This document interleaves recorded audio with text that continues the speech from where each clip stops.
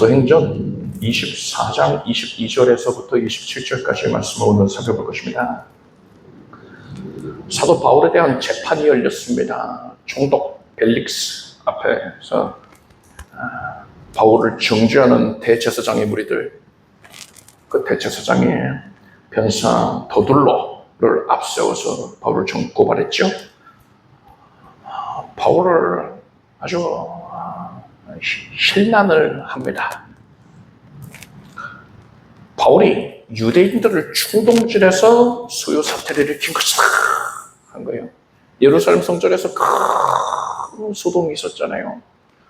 로마 당국에서는요, 이 로마 총독부에서는 예루살렘 성전을 주목하고 있었습니다. 유대인들이 워낙 반란을 잘 일으키는데 절기 때 특히나 예루살렘 성전에 유력한 자들이 다 모이니까 거기서 이제 봉기가 시작된단 말이에요. 그래서 예루살렘 성전 주목하고 있습니다. 큰 소요 사태가 일어나니까 굉장히 민감하게 대처를 한 것이죠.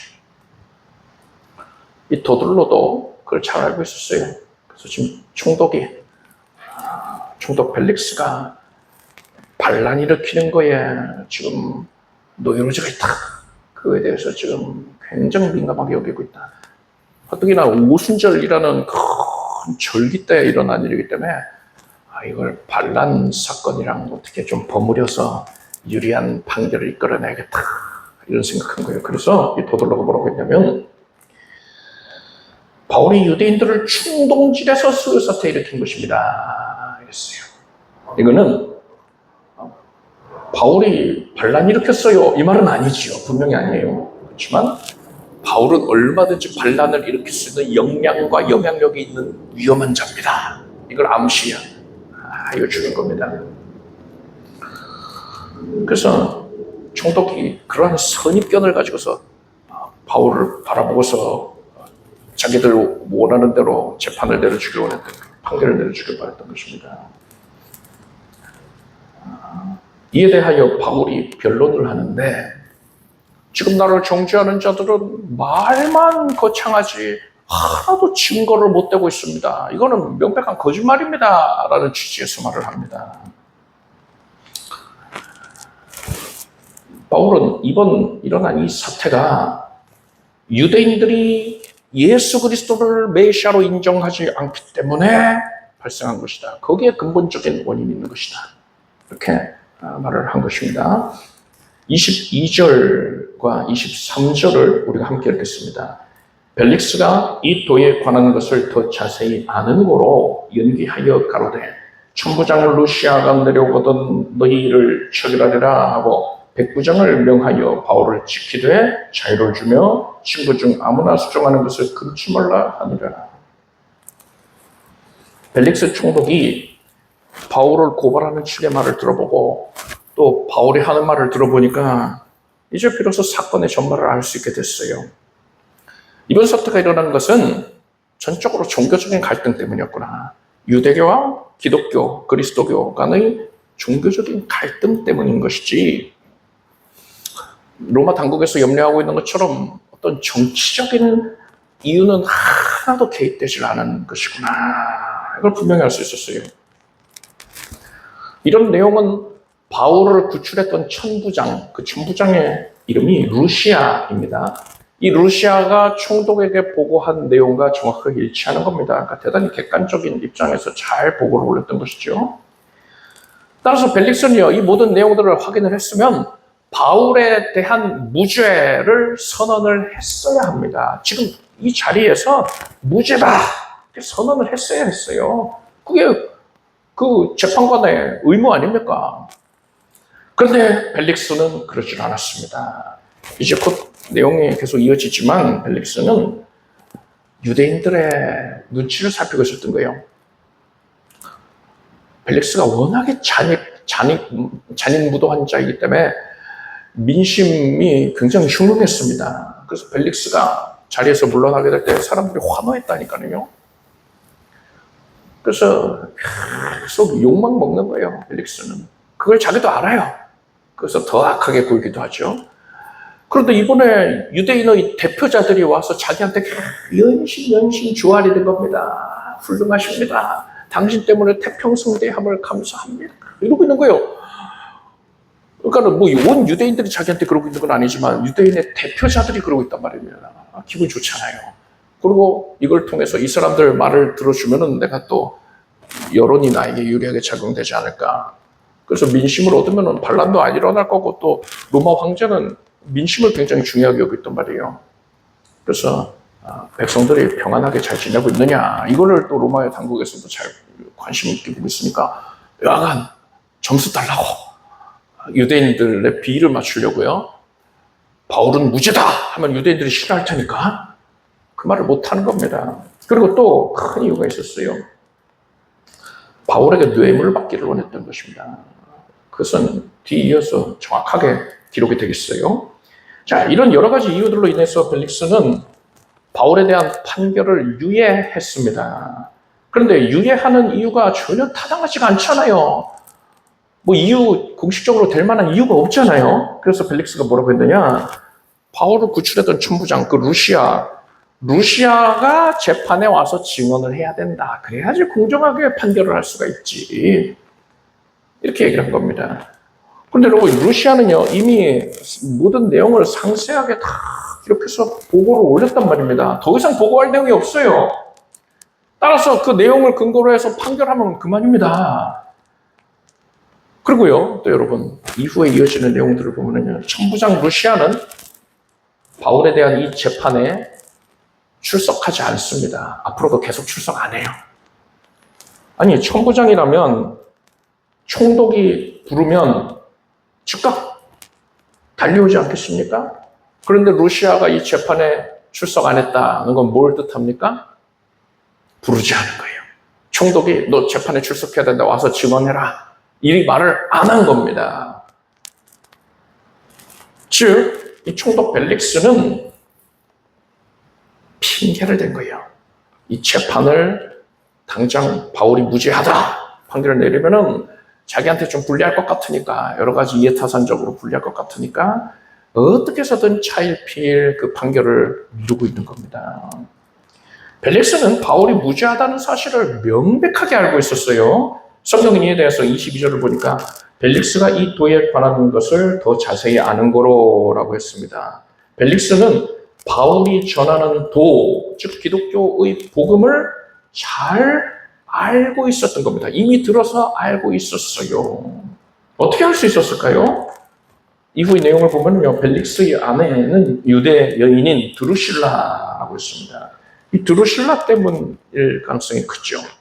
드루실라는 헤롯 왕가 사람입니다. 야고보 사도를 죽인 왕이 헤롯 아그리파 1세인데 이 헤롯 아그리파 1세가 헤롯 대왕의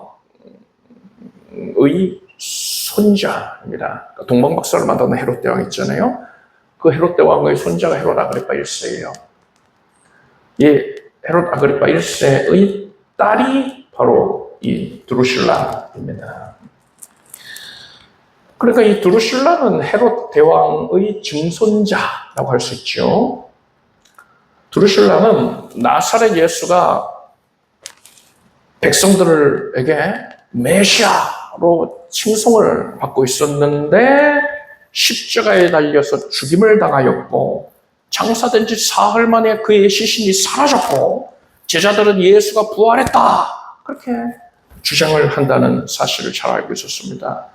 그리고 이 도를 따르고 있는 무리들이 예루살렘에도 대단히 많이 있고 그 수가 점점 늘어나고 있고 로마 제국의 전 지역에도 골고루 이 믿는 자들이 퍼져나가서 거기에서도 또 이 도를 믿는 무리가 교회가 번성하고 있다는 사실을 알고 있었어요. 드루실라는 남편 벨릭스가 이 사도 바울에 대한 재판에 임하기 전에 벨릭스에게 사전에 이 내용을 알려줬던 겁니다. 내용 모르고서 재판하면 안 되니까는요. 그래서 이런 내용들을 다 얘기를 해줬어요. 그래서 유대교와 이 예수님을 믿는 자들, 예수교라고 할 수 있죠. 그리스도교와의 차이점에 대해서, 그래서 갈등에 대하여서 유대인들이 기독교, 예수 믿는 자들을 핍박한다는 것과 그리고 예수 믿는 도를 열렬히 전하는 자가 바울이다. 그래서 더 미워한다는 사실, 이 내용 다 알려준 겁니다. 누구보다도 이 벨릭스는요, 자기가 이제 재판에 임해야 되니까요, 건성으로 들은 게 아니고 꼼꼼하게 들은 거예요.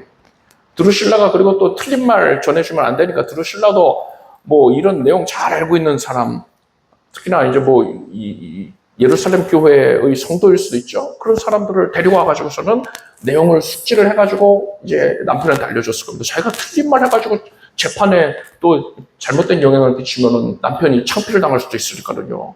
정확한 내용을 정한 거예요.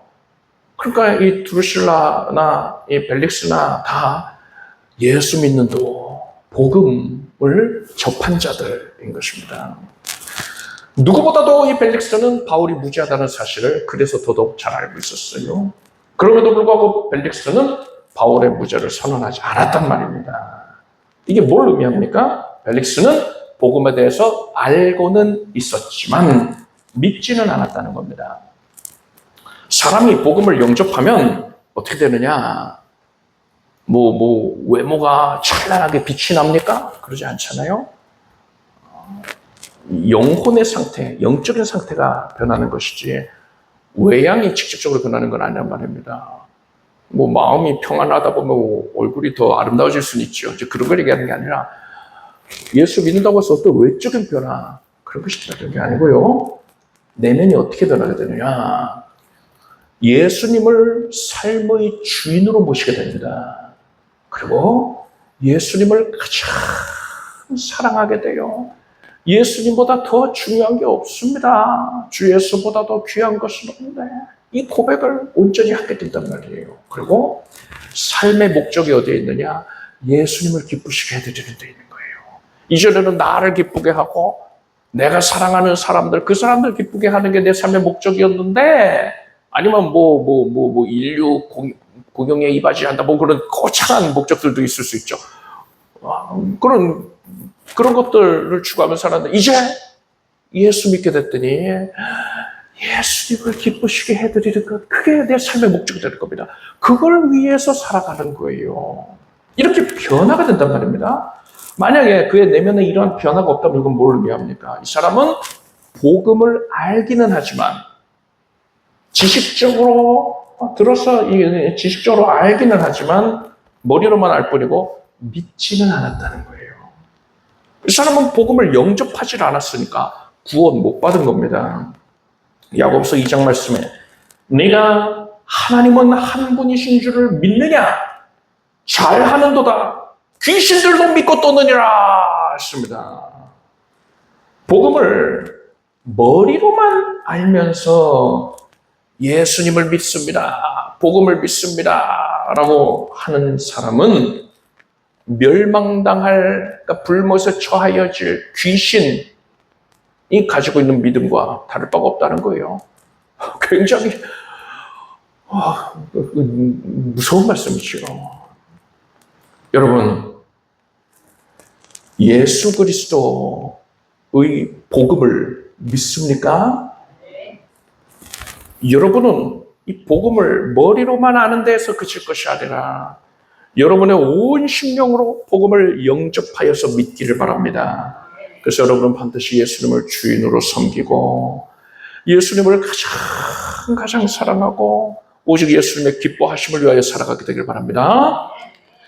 24절에서 27절까지를 함께 읽겠습니다. 수인을 후에 벨릭스가 그 안에 유대 여자 드루실라와 함께 와서 바울을 불러 그리스도 예수 믿는 도를 듣거늘 바울이 의와 절제와 장차오는 심판을 강론하니 벨릭스가 두려워하여 대답하되 지방은 가라. 내가 틈이 있으면 너를 부르리라 하고 동시에 또 바울에게서 돈을 받을까 바라는 거로 더 자주 불러 같이 이야기하더라. 이때를 지내서 포르기오 베스토가 벨릭스의 수임을 대신하니 벨릭스가 유대인의 마음을 얻고자 하여 바울을 구리하였더니라.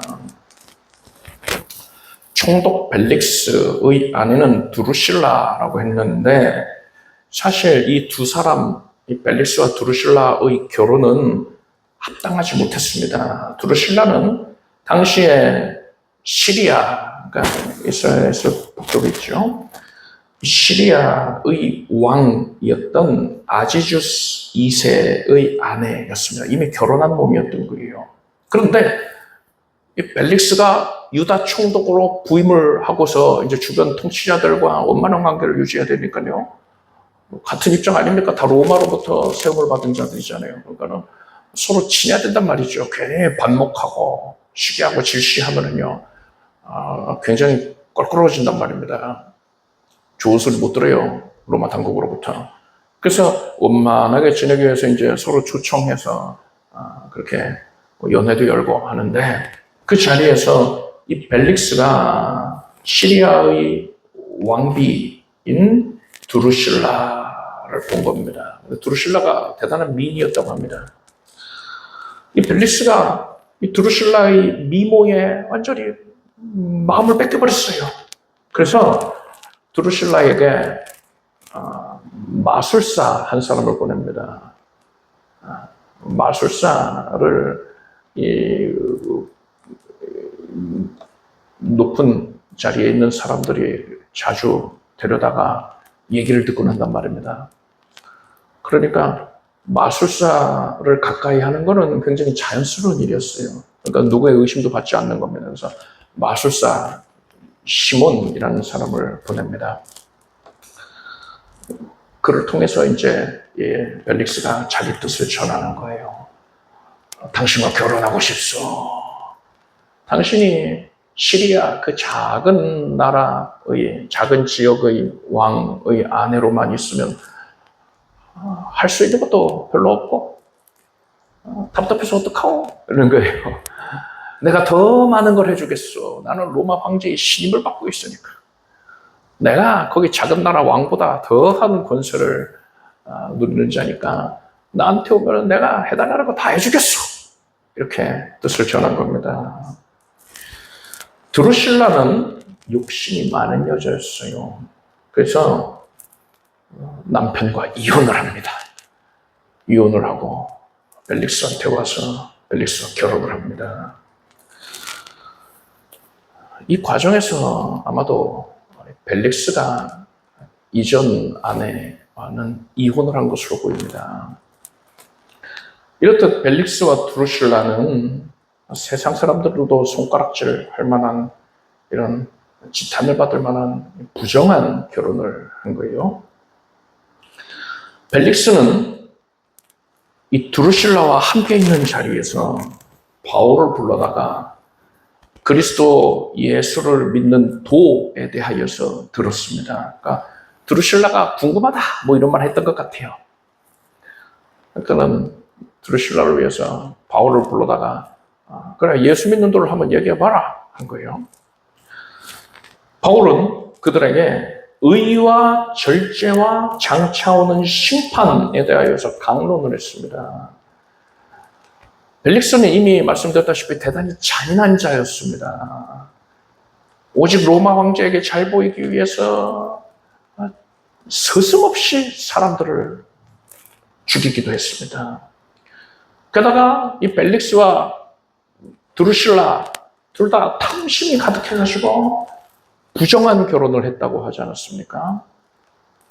그런 그들 앞에서 바울이 의, 절제, 심판을 말한 거예요. 이 말을 들은 벨릭스는 두려워했습니다. 두려워서 바울에게 지금은 가라. 내가 틈이 있으면 너를 부르리라. 했습니다.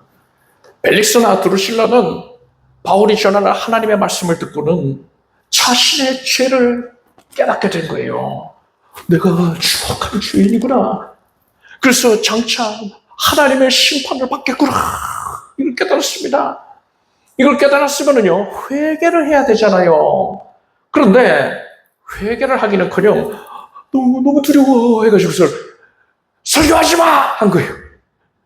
입을 막아버린 겁니다. 설교를 끝나게 너 끈질 가! 다음에 부를게. 가버려! 이런 거예요. 듣기 싫어. 이거는요, 이런 모습은 꿩이 매를 부인하는 것과 같습니다. 꿩들은요, 사냥꾼인 매를 너무나 무서워했습니다. 그래서 꿩들이 그 매를 피하려면 어떻게 해야 되지 하고 고민을 합니다. 그러다가 한 꿩이 대단히 기발한 생각을 떠올렸어요. 매를 보지 않으면 그러면 매가 없는 것처럼 느껴지지 않겠느냐. 그때에 하늘 위에 매가 나타났습니다. 매 한 마리가 나타났어요. 다른 꿩들은 걸음아 나서려라 하고 푸덕푸덕 하고 여기저기로 도망갑니다. 근데 지금 이 꿩은요, 기발한 생각했다 그랬잖아요. 땅에다가 머리를 바꾸는 눈을 찔끔 감았습니다. 그러니까 더 이상 매가 보이질 않는 거예요. 꿩이 안도의 한숨을 내쉽니다. 휴, 다행이다. 이제 더 이상 매가 보이질 않는다. 아유, 이 쉬운 거를 내가 그동안에 몰라서 고생을 했구나. 마음고생했네. 도망친 다른 친구들은 너무나 바보 같다. 이러고서는 안심을 했어요. 그런데 매는 여전히 하늘 위에 날고 있단 말입니다. 매가 땅을 내려다보니까 꿩 한 마리가 머리를 땅에다가 바꾸는 있는 거예요. 그래서 매가 쏜살같이 내려가가지고서는 이 꿩을 잡아채갔습니다. 여러분, 하나님의 말씀을 전하는 주의 종을 입을 막는다고 해서, 설교를 못하게 한다고 해서 죄가 없어지는 게 아니고요, 심판을 안 받는 게 아닙니다. 양심의 가책을 모면하게 될 뿐인 것이지 장차 무서운 심판이 처해지게 되는 거예요. 벨릭스가 결국 어떤 최후를 맞이했는가, 구원 받았냐 안 받았냐 이런 기록은 없어요. 그런데 두루실라에 대해서는 그의 최후에 대한 기록이 남아 있습니다. 유대 역사가 요세푸스가 이렇게 기록을 했어요. 두루실라에게는 아그리빠라는 아들이 있었는데 주후 79년도에 베수비오 화산이 폭발할 때, 이 굉장히 유명한 이 화산 폭발 사건입니다. 그래서 폼페이라는 도시 자체가 없어져 버립니다. 이 화산 폭발로 인해서. 이 대폭발 때 이 두루실라가 아들과 함께 사망했다, 이렇게 기록을 하고 있습니다. 아마도 폼페이 인근에 있다가 이 화산재에 뒤덮였거나 용암에 휩쓸려서 죽임당한 겁니다. 폼페이 최후의 날이라는 영화가 있지 않습니까? 또 그리고 전시회도 있어요. 저 그 전시회 가봤는데 베수비오 화산 폭발로 인해서 16,000명 이상의 사람들이 화산재에 뒤덮여서 죽었습니다. 그러니까 용암에 휩쓸려서 죽은 수는 많지 않고요, 화산재에 뒤덮여서 죽었어요. 아유, 화산재 그 먼지에 뒤덮였다고 뭐 죽기까지 하냐 하는데, 그게 단순한 게 아니에요. 화산이 폭발하면은요, 어마어마한 화산재가 날아옵니다. 그러니까 하늘이 안 보여요. 큼해집니다. 엄청난 화산재가 날아와서 천지를 뒤덮는데 그 온도가 200도에서 700도가량이 됩니다. 그리고 함께 분출하는 가스가 1000도에 달한단 말이에요. 그러니까 불덩이에 뒤덮인다고 보면 돼요. 불타지 아니하는 불덩이입니다. 그것이 순식간에 들어가가지고서는 사람을 뒤덮는 거예요. 그러면 사람이 너무나 뜨거워서 몸이 불타는데 그 열기가 화산재로 인하여서 밖으로 빠져나가지를 못합니다. 그렇게 그 사람은 새까맣게 타는데 그 형체는 수검댕이 같이 돼서 남는 거예요.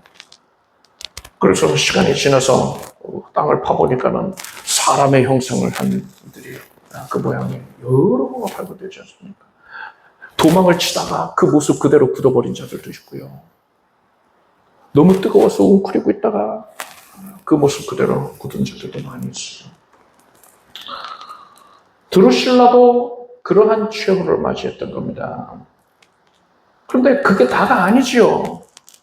이 세상에서도 불타는 극렬한 고통을 겪었는데 제발 빨리 죽었으면 좋겠다 했겠죠. 온몸이 불태워 저 빨리 죽겠어요. 근데 죽었거든요. 죽었는데 음부에서 정신이 든단 말입니다. 음부가 어떤 곳입니까? 불 가운데서 고통당하는 곳이라 했잖아요. 물 한 방울로 내 혀를 서늘하게 해주십시오. 이렇게 요청할 정도로 불타는 고통을 겪는 곳입니다. 불 가운데에서 죽었는데 더 영원토록 불 가운데 고통당하는 거예요. 하나님께서는 그러한 심판을 당하기 전에 이 벨릭스와 드루실라에게 바울의 설교를 통하여서 그들의 이 양심을 강하게 책망을 하신 겁니다. 그렇기 때문에 이들이 두려움을 가졌던 거예요.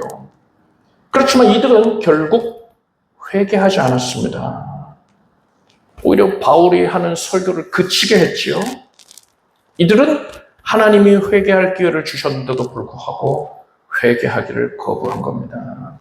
오히려 하나님의 말씀에 귀를 닫아버린 겁니다. 계시록을 보면은요, 하나님께서 이 7년 환란의 때에 온 세상에 재앙을 내리십니다. 7인, 7나팔, 7대접 재앙을 순차적으로 내리신단 말이에요. 그런데 하나님께서 한 번에 그냥 세상에 심판을 내리시는 게 아니라 순차적으로 7년이라는 기간 동안에 걸쳐서 재앙을 내리신 이유가 뭡니까? 왜 이렇게 여유를 부리시는 겁니까? 사람들에게 하나님의 무서운 심판을 깨닫고 살았을 적에 회개하라는 겁니다. 그래서 한 번에 그들을 멸망시키지 않는 거예요. 회개하라. 계속 기회를 주시던 거예요. 그런데 그때에 사람들이 보이는 반응이 어떻습니까? 자기 죄를 깨닫고서 눈물을 흘리면서 회개를 합니까? 그렇지 않아요. 계시록 6장 16절을 보니까 산과 바위에게 이르되 우리 위에 떨어져 보좌에 앉으신 이의 얼굴에서와 그 어린 양의 진노에서 우리를 가리라. 이들은 끝까지 회개를 하지 않고요. 차라리 죽겠다 이러는 거예요. 산이 우리 위에 떨어져라. 바위가 우리 머리 위에 떨어져서 나를 죽여다오. 이렇게 차라리 죽겠다 하면서 끝까지는 회개를 하지 않는 겁니다. 독에 바쳐서, 악에 바쳐서 마지막을 보내는 거예요. 이것을 볼 때에 여러분 회개는 특별한 하나님의 섭리와 은총이라는 사실을 우리가 알 수 있습니다. 에스겔서 말씀 보니까요. 또 새 영을 너희 속에 두고 새 마음을 너희에게 주되 너희 육신에서 굳은 마음을 제거하고 부드러운 마음을 줄 것이며 하셨습니다. 굳은 마음을 하나님이 제거해 주시겠다는 거예요. 사도행전 11장 보니까 저희가 이 말을 듣고 잠잠하여 하나님께 영광을 돌려가로되 그러면 하나님께서 이방인에게도 생명 얻는 회개를 주셨도다. 회개는 성령의 역사로 말미암는 하나님의 각별한 은총인 것입니다. 여러분은 지금 하나님 앞에서 회개할 수 있다는 이 사실로 인하여서 크게 감사하기를 바랍니다. 은혜가 허락된 거예요. 회개를 누리지 못하는 자들도 있다는 거예요. 따라서 여러분은 하나님께서 여러분의 죄를 책망하실 때에 귀를 닫으려고 할 게 아니라 그 자리를 피하려고 할 게 아니라 마음을 아파하면서 죄를 자백하고 회개하기를 바랍니다. 죄의 길에서 돌이키기를 힘쓰길 바랍니다. 그리고 우리가 회개할 때 빠지지 말아야 할 기도가 있지요. 회개할 수 있는 사실 자체를 감사하십시오. 하나님께서 나를 하나님의 은혜에서 배제하지 아니하셔서 오늘날 내가 하나님께 죄에 대하여 아파하며 애통해하며 회개할 수 있게 해주신 것을 감사하나이다. 이렇게 기도하기를 바랍니다. 벨릭스나 이 드루실라처럼 회개를 거부하지 말고 언제나 항상 회개의 은혜를 누리는 우리가 되길 바랍니다. 26절을 보면 벨릭스는 바울에게서 돈을 받을까 바라는 거로 바울을 더 자주 불러서 이야기했다 했습니다. 벨릭스는 재물을 탐하는 자였어요. 바울의 집안이 얼마나 부자였는지 그건 모르겠습니다. 천부장이 바울의 조카를 각별히 예우하지 않습니까? 손잡고서는 은밀한 데로 가서 귀 기울여 듣잖아요. 아무한테나 그래주는 거 아니지요. 무시해서는 안 되는 집안 사람이었던 겁니다. 이것을 볼 때 바울의 집안이 상당한 영향력이 있었다는 것을 알 수 있어요. 경제력도 상당했을 겁니다. 그런데 그것보다도 지금 벨릭스가 주목하고 있는 것은 그게 아니라요. 다른 부분이었을 겁니다. 이번에 바울이 예루살렘을 왜 왔습니까? 예루살렘 성도들이 기근으로 인하여서 크게 어려운 생활을 하고 있으니까 그들을 돕기 위해서 각 지역에서 아시아와 그리스 각 지역에 있는 교회들에서 헌금을 구제 헌금을 모아가지고 대단히 큰 액수인데 그것을 가지고서는 예루살렘을 방문한 거였어요. 그런 사건의 전말을 다 이 벨릭스가 보고를 받은 겁니다. 아시아와 그리스에 있는 교회들이 바울의 말 한마디에 기근으로 힘들어하는 예루살렘 교회 성도들을 돕자. 이 바울의 말 한마디에 자원하는 마음으로 기꺼이 큰 금액을 모아서 보냈단 말이에요. 따라서 만약에 바울이 그 교회들에 편지를 보내서 내가 석방되기 위해서는 많은 돈이 필요하다. 그러니 얼마씩 모금을 해다오. 이렇게 편지에 한 통만 보내면은요. 그러면 그 돈 모으는데 전혀 어렵지 않을 겁니다. 벨릭스는 이런 방식으로 바울에게 돈을 받기를 바라고서 바울을 자주자주 불렀을 거예요. 그러니까 희망 고문을 하는 거예요. 너 나갈 수 있어. 내가 얼마든지 좀 내보낼 수 있어. 그런데 뭔가가 좀 부족하네. 이런 거예요. 그러한 시간이 2년이 지납니다. 그리고서 유대 총독은 벨릭스에서 베스도로 바뀌었단 말입니다. 여러분, 이 2년을 주목하십시오. 2년이라는 기간 동안에 바울이요, 결박당해 있었던 건 아니지요. 어느 정도의 자유를 허락을 해줬습니다. 그렇지만 헤롯 궁 밖으로 나갈 수는 없었단 말이에요. 자유가 절대적인 상태로 생활을 해야 됐기 때문에 바울은 몸과 마음이 지쳐갔을 것입니다. 바울은 총독이 벨릭스가 내가 명백하게 무죄하다는 것을 알면서 그런데도 불구하고 유대인의 환심을 얻기 위해서 또 돈을 받을까 하여서 풀어주지 않는 사실이 너무나 답답했을 것입니다. 그렇지만 이 사도행전을 읽고 있는 우리들은 잘 알고 있지요. 이러한 모든 과정들이 로마 선교를 이루기 위한 하나님의 섭리였다는 것입니다. 그것을 성취하기 위한 가장 빠른 길이었던 거예요. 바울은 로마의 성도들에게 내가 너희 보기를 간절히 원하는 것은 어떤 신령한 은사를 너희에게 나누어 주어 너희를 견고하게 하려 함이니라고 했습니다. 그리고 형제들아 내가 여러 번 너희에게 가고자 하는 것을 너희가 모르기를 원치 아니하노니 이는 너희 중에서도 다른 이방인 중에서와 같이 열매를 맺게 하려 함이로되 지금까지 길이 막혔도다라고 했습니다. 바울은 로마에 방문하기를 간절하게 원하였던 것입니다. 이것은 바울이 이런 소원을 품은 것은 하나님께서 기쁘신 뜻을 이루기 위해서 소원을 동행하게 하신다. 이 말씀이 성취가 된 거예요. 하나님께서 세계 선교 사역을 위하여서 바울에게 로마 선교에 대한 비전을 주시고 그것을 소원하게끔 하신 것입니다. 그런데 그러한 하나님의 뜻이 이루어지는 데에 바울이 가진 거룩한 그 소원이 이루어지기까지 어땠습니까? 지금 우리가 본문의 내용을 살펴본 것처럼요. 악한 자들의 불의가 드러내지는 것처럼 보일 수가 있는 것입니다. 내가 부당한 대우를 받을 수 있는 거예요. 그리고 본문에서처럼 2년이라는 짧지 않은 시간이 의미 없는 세월처럼 여겨질 수 있는 그 시간이 지날 수도 있는 거예요. 게다가 자유를 속박당한 채로 불편을 감수한 채로 그 시간을 보내야 할 수도 있는 것입니다.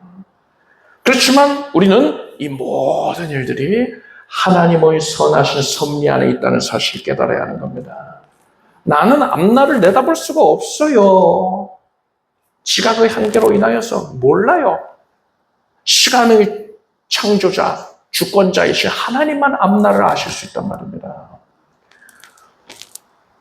그래서 나는 모르기 때문에 내가 처하여 있는 이 상황이 하나님이 작정하신 그 거룩한 뜻이 이루어지는 데 있어서 내가 가지고 있는 그 거룩한 소원이 이루어지는 데 있어서 점점 멀어지는 것만 같게 느껴질 수도 있습니다. 그렇지만 그것은 어디까지 나의 지각의 한계 때문인 것이고 실상은 하나님께서 나를 가장 빠른 지름길로 인도하고 계시다. 가장 형통한 길로 인도하고 계신 것이다. 라는 사실을 우리는 알아야 하는 것입니다. 창세기에 나오는 요셉을 보십시오. 요셉에게 하나님이 꿈을 주십니다. 꿈을 통해 하나님의 뜻을 계시하신 것이죠. 요셉이 묶은 볕단, 형제들이 묶은 볕단, 집단이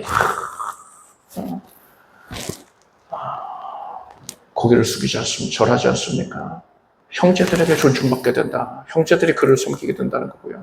해와 달과 12돌이 그에게 절을 합니다. 심지어 부모도 요셉을 섬길 수밖에 없게끔 요셉이 그렇게 높은 자리에 이르게 된다. 하나님께서 그것을 계획하셨다는 거죠. 그런데 이런 하나님의 뜻, 이것을 이제 요셉이 자기 소원으로 품고서 기도를 하였을 터인데 요셉은 어떤 상황에 처해지게 됩니까? 형제들에게 미움을 받아서 애굽의 종으로 팔려가게 됩니다. 종으로 팔려가서는 거기서 또 여주인의 모함으로 인하여서 지하 감옥에 갇히게 돼요. 지하 감옥에서 또 인정을 받았는데 술관원장 그에게 꿈을 해몽해줬지요. 당신은 복직될 겁니다. 복직되면 날 잊지 말고 바로에게 내 억울함을 알려주십시오 했는데 그거 복직되고 나서 까맣게 이 요셉에 대해서 잊어버립니다. 몇 년을요? 만 2년을 잊었다고 했어요. 요셉은요, 그 2년이라는 시간 동안 하루하루 기대했을 터인데 시간이 지나면 지날수록 점점 실망감이 더해졌을 것입니다. 요셉이 가지고 있는 그 거룩한 소원, 하나님의 뜻, 그것이 이루어지는 것과는 더 멀어지는 것, 그 의원해 보였을 것입니다. 그런데 여러분이 아시다시피 요셉은 일순간에 애굽의 총리의 자리에 오르게 됩니다. 만약에 요셉이 이런 일을 겪지 않았다면요, 이런 애굽의 종으로 팔려가고 지하감옥에 갇히고 그런 일들을 겪지 않았다면요, 요셉이 애굽의 총리가 될 수 있었겠습니까? 여러분, 현실적으로 생각해 보면요, 요셉이 만약에 가나안 땅에서 살다가 나는 애굽의 총리가 되어야 하겠어. 나는 그런 거룩한 소원이 있어. 하고서는 이제 그것을 실현시키기 위해서는 어떤 노력을 하겠습니까? 우선 애굽에 유학을 가야죠. 애굽에 유학 가서 고생하면서 이제 공무원 시험 보는 겁니다. 공무원 시험에 합격을 하면은요, 이제 그때부터 상관 눈치 살피면서 출세를 위해서 애쓰는 거죠. 근데 아무리 애써도 평생 4급, 5급, 그 이상 5급, 4급, 3급 이렇게까지 올라가기 힘들잖아요. 그 정도 선에서 머무를 수밖에 없었을 겁니다. 그런데 하나님께서 뜻하시니까 지하 감옥 가장 깊은 곳에 수감되어 있던 죄수가 그 다음 날에는 애굽의 총리 자리에 앉아있게 되는 겁니다. 여러분, 하나님께서 인도하시는 모든 길이 하나님의 그 거룩한 뜻이 이루어지는 데에 있어서 또 그 뜻을 소원으로 품은 여러분의 그 거룩한 소원, 이것이 이루어지는 데에 있어서 가장 빠른 길이라는 것을 아시길 바랍니다. 가장 빠른 고속도로예요. 따라서 우리는 그것이 성취되기까지 아무리 열악한 상황과 환경과 형편이 초래된다 하더라도 절대로 낙담하면 안 됩니다. 뒤로 물러가면 안 돼요. 믿음이 사라지면 안 됩니다. 믿음 없이도 기쁘시게 할 수가 없잖아요. 마귀는 우리에게서 믿음을 없애가지고 하나님을 기쁘시게 못해드리게끔 그렇게 만든단 말입니다. 거기에 넘어가면 안 돼요. 여러분은 하나님께서 합력하여 선을 이루어 주실 것을 기대하십시오. 그저 하나님을 신뢰하면 되는 거예요. 이런 과정에서 우리가 반드시 보여야 할 태도가 있습니다. 우리가 알거니와 하나님을 사랑하는 자 곧 그 뜻대로 부르신 우리 자들에게는 모든 것이 합력하여 선을 이루리라 했습니다. 어느 누구에게 합력하여 선이 이루어진다고 했습니까? 하나님을 사랑하는 자인 거예요. 따라서 여러분은 아무리 상황이 열악해진다 하더라도요, 뭘 하면 됩니까? 하나님을 사랑하는 데에 전념하길 바랍니다. 상황이 악해지거든 하나님께서 나에게 하나님을 더 사랑하라고 사인을 주시는 것이구나. 내가 하나님을 더 힘써 사랑해야겠다.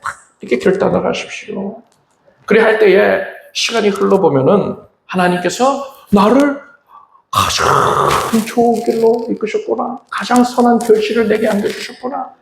가장 빠른 지름길로 고속도로로 나를 이끄셨구나. 이 사실을 깨닫게 될 것입니다. 어떤 상황에서건 간에 하나님을 신뢰하는 마음으로 오직 하나님을 사랑하게 힘쓰는 우리가 되길 바랍니다. 기도하겠습니다. 하나님, 우리가 머리로만 하는 거짓된 믿음이 아니라 정녕 예수를 가장 사랑하고 예수님을 주인으로 모시고 예수님을 기쁘시게 되기 위해서 최선을 다하는 진정한 믿음을 갖게 하여 주시옵소서. 회개하는 것이 각별한 은혜라는 것을 알았습니다. 이제 하나님께서 우리의 죄를 책망하실 때 깨닫게 하실 때에 그것을 외면하려고 할까 회피하려는 것이 아니라 적극적으로 죄를 자백하고 회개하게 하소서. 회개하게 해주신 은혜에 감사하게 하여 주시옵소서. 우리는 어떤 상황에서건 간에 하나님을 더 사랑하기를 힘쓰겠습니다. 상황이 악해질수록 하나님이 더 사랑하라 말씀하신 줄로 알고 오직 예수 그리스도를 마음과 뜻과 생명 다하여서 사랑하기 힘쓰게 해주시옵소서. 예수님의 이름으로 기도드립나이다. 모두 자리에서 일어나시기 바랍니다. 가슴에 손을 얹고 아픈 것을 손을 얹고 기도하겠습니다. 하나님, 하나님께서 하나님을 사랑하는 자에게 합력하여 선을 이루어 주신 것을 감사드립니다. 우리는 오직 하나님만 사랑하며 살기 원합니다.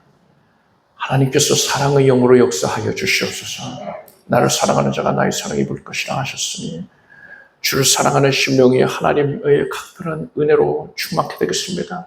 성령 충만을 받겠습니다. 하나님의 영에 압도되겠습니다. 거룩한 보혈이 우리의 영혼육을 두르시소서. 모든 죄악과 저주를 사하였습니다. 마귀의 흉악한 결박이 사라졌습니다.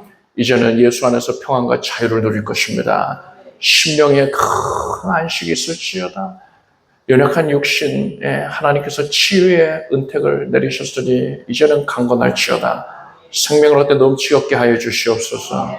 모든 통증과 연약의 염증이 사라지고 암세포가 사라집니다. 항암 치료 중인 성도들에게 각별한 은혜 응답 누려 주시옵소서. 면역이 온전하여 주시옵고 모든 수치가 다 정상이 되게 해 주시옵소서. 더 이상 연약을 허락지 아니하노라. 머리에서 발끝까지 오장육부가 온몸 각 기관들이 신경 조직이 피부가 예수 이름으로 강건하게 될지어다. 하나님께서 이것을 누시기 영광 거두시옵소서. 주의 사랑하는 자녀에게 기꺼이 치유의 혜택 내려주셨으니 감사드립니다. 내 이름을 경외하는 너에게는 의로운 해가 떠올라서 지라는 강치를 바라리니 외양가에서 나와 성화같이 뛰려라. 말씀대로 되었습니다. 기뻐 뜀뛰며 다이처럼 뜀뛰며 하나님을 찬송할 것입니다. 나를 고치신 하나님의 은혜를 노래하겠습니다. 하나님께서 우리 성도들의 삶의 현장에 깊이 개입 역사하셔서 모든 일들을 선한 결실을 맺게 하여 주시옵소서. 온 가족이 예수 잘 믿게 하여 주시고 구원의 은혜를 누리게 하소서. 죄를 책망하시는 심판을 경고하시는 하나님의 은혜 앞에서 회개하며 주 앞에 나오게 해주시옵소서. 회개의 역사가 각 가정에 있을지어다. 구원의 역사가 있을지어다. 하나님께서 사랑하는 주의 모든 백성들에게 큰 득 내리셔서 온 가족들이 이루고자 소원하는 바가 예수 이름으로 다 성취되게 하여 주시옵소서. 신령한 복을 충족해 내리시고 기르신 것들을 더하여 주시며 물질 얻는 능을 나타내어 주시옵소서. 부여하신 하나님께서 각별히 채워주셔서 우리 온 성도들이 우리 선교에 맡기신 선교 사역에 귀중히 임하게 해주시옵소서. 예수님의 이름으로 기도드립나이다. 믿은 대로 될지어다. 함께 박수 모르겠습니다. 자리에 앉으십시오. 준비하신 예물을 정성된 마음으로 드리겠습니다. 드리신 예물을 위해 축복 기도하겠습니다. 하나님, 하나님의 은혜에 감사드립니다. 기쁜 마음으로 하나님의 거룩한 사역에 동참하는 것에 대한 감격으로 차원하여 예물을 올립니다. 하나님께서 아름답게 여기시고 흥행하여 주시옵소서. 더불어서 주께 간절히 호소하고 있던 제목들이 낱낱이 다 아랜바가 되어서 도로도로 넘치는 은혜의 응답을 받게 하시옵소서. 예수님의 이름으로 기도드립니다. 아멘. 우리 주 예수 그리스도의 무한하신 은혜와 하나님 아버지의 사랑과 성령의 교통하심이 수요예배 함께하는 사랑하는 성도들 위해 영원토록 함께 없시기를 축원합니다.